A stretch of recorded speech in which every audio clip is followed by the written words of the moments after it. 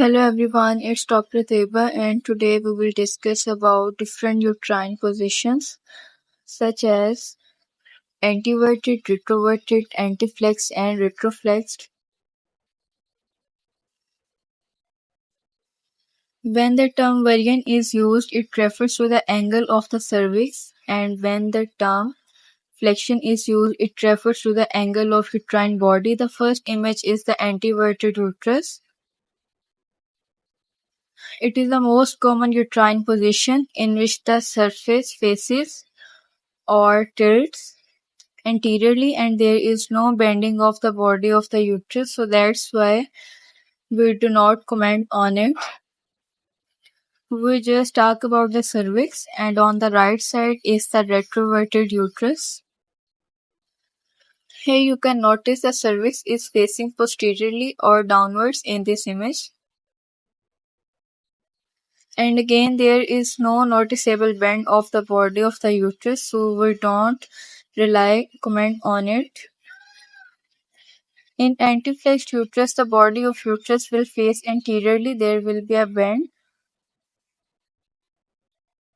and this angle will face towards the bladder. This is anteriorly and is retroflexed uterus.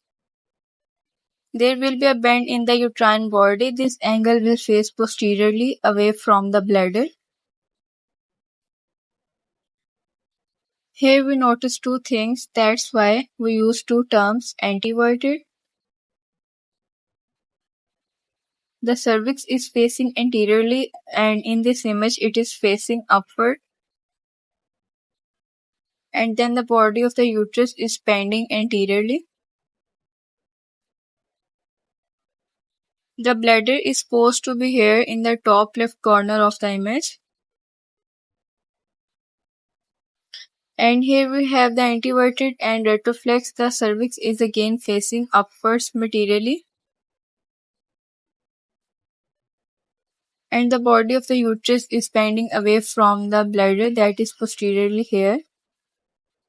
You can see the bladder on the top left corner of the image and the uterus is bending away. Another feature is the retroflexed. The fundus or the body will appear in the right side of the image is retroverted or retroflexed. Uterus, the cervix is tilted posteriorly and the body of uterus is also facing posteriorly.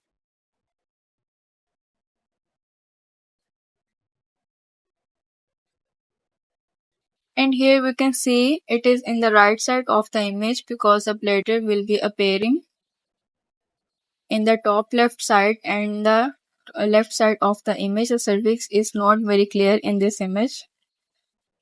That's why we can use a combination of transabdominal and transvaginal views to determine the actual location of the uterus. And here we have the anteverted and anteflexed uterus. You can see that it is facing the fundus in the left side of the image because it's bending facing anteriorly and the cervix is also facing upward. So it is anteverted and the body is folding and facing anteriorly.